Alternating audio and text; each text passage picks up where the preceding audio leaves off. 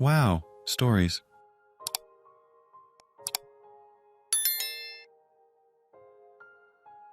Am I the idiot for screaming at my sister for keeping secrets about my kid from me?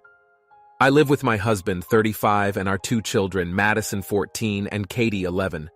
My sister Amanda, 29, also lives with us. We have an agreement. She doesn't have to pay rent, but help with groceries and watch the girls when needed or get them to or from school. Our daughter Madison is a lot of work. She skips school and sneaks out. I found vapes in her bedroom and weed pens. Amanda was very similar to Madison at this age. Our dog had gotten out a few days ago, so I was replaying our outdoor video cameras to see if he came back for the food I left out in the middle of the night. Instead, I see Amanda leaving, then pulling up again around 45 minutes later at 3 a.m. She then gets out of her car, goes around to the passenger side and pulls out Madison, who is literally stumbling. Amanda's practically carrying her in. You could tell she was drunk. I was so mad I went straight to Amanda's room and asked her what the hell that was. She then admitted to me that Madison had called her really drunk. She had snuck out. She then told me that Madison begged her not to tell us. I was so livid Madison was home that day from school because she was puking. I thought she caught a bug when she was just super hungover. I started yelling that she couldn't keep things like that from us, and that Madison is 14 and we should have been notified immediately. I told her she betrayed my trust. Amanda just quietly apologized. I left the room, and a few minutes later I could hear her crying. Madison is now grounded and refuses to talk to Amanda for ratting her out, and Amanda has been mostly in her room. My husband told me earlier that Amanda was talking to him about how guilty she feels for upsetting me so badly. He said she seemed really upset. I feel bad because it's days later and she's still upset, but she has to know she can't do those things. Info.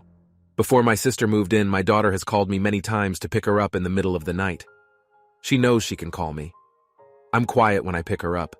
There's no yelling or arguing. But she does have consequences the next day. In this situation, she was trying to avoid her consequences the next day. You're the idiot. Your child is 14. And is this a habit for her? To sneak out constantly, call someone to pick her up, and that she can hardly walk due to being drunk or high? And you have done nothing about this? But give her chores? Let her stay home from school? My drunk-ass kid would be going and suffering through the day. Have you not tried to get your child help? Seen a doctor? Tried to figure out why this is going on? She needs something, and today. No idiots here. I'd just be happy my daughter trusted someone enough to call to get her out of a bad situation. If she told our daughter, she would break that trust. Would you rather her walk home drunk or get a ride from a stranger or drunk friend? I don't think you're an idiot, but neither is your sister. Am I the idiot for always guessing when my wife asks me to guess? My wife and I have been married for a while, and ever since we got married, she tends to ask me a "guess what?" question whenever something crazy or funny happens. I've always been very literal and grew up with my dad, who was a lawyer, and mother, who worked in the engineering field, so I have always been held to a high standard when communicating with people. That is not super relevant, but what is relevant is that whenever I was asked a question, I was expected to reply with an answer that was well thought out, or my best guess if I did not know the exact answer. Fast forward to now, I am happily married, and although we have our fights, I am secure and happy in our relationship, and my wife has communicated to me that she feels the same. But every time she has asked me to guess what question, I think through where she is, what she had planned for the day, and what we are planning on doing later, and respond with a guess. And unfortunately, I am usually spot on, or very close, in my guesses, and it makes her upset. She showed me several articles online about how to respond to someone when they ask you, "Guess what?" And it is usually to say, "What?" and get excited. I like guessing, though, and enjoy thinking through the problem and getting the thing she is talking about without her having to tell me right. She says that I'm the AH for this, but I want to see what you guys think. Am I the A? Edit. For those who care. The discussion of what was bothering her about my responses happened earlier today, and I thought to post here and see what people thought.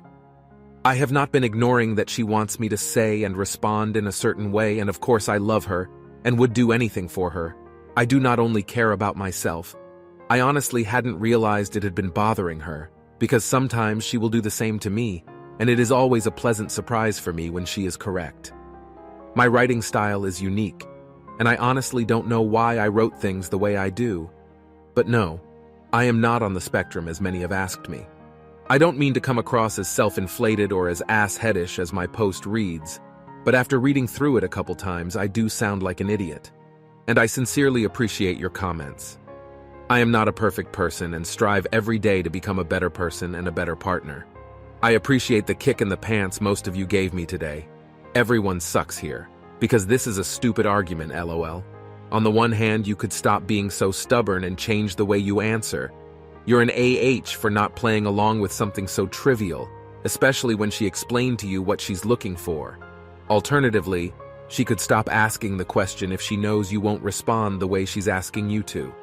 Holding you to a standard she knows you won't meet is just asking for disappointment. You're the idiot. For someone who holds people to a high standard of communication, you sure have trouble listening. She's told you explicitly what she's looking for when she says it, and you are totally ignoring her wishes. Just say, "Ooh, what?" like she is asking you to, and move beyond this. Am I the idiot for asking questions during a psychology presentation?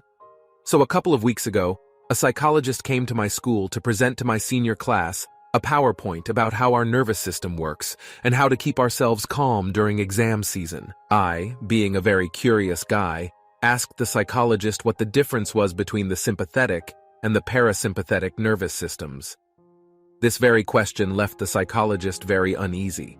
She could not give a clear answer and was left uncomfortable for the rest of the presentation. When it finally ended, the teacher who was with us was fuming at me since apparently that was not appropriate. And I needed to learn when and where to ask questions to not leave people in an awkward situation. Needless to say, I was furious. So a person comes to a bunch of 17-year-olds to deliver a lecture on something, and they aren't ready to answer a single question about what they have been talking about 5 minutes before? Besides, no one else was giving two craps about the presentation. I was the only one who cared enough to ask questions.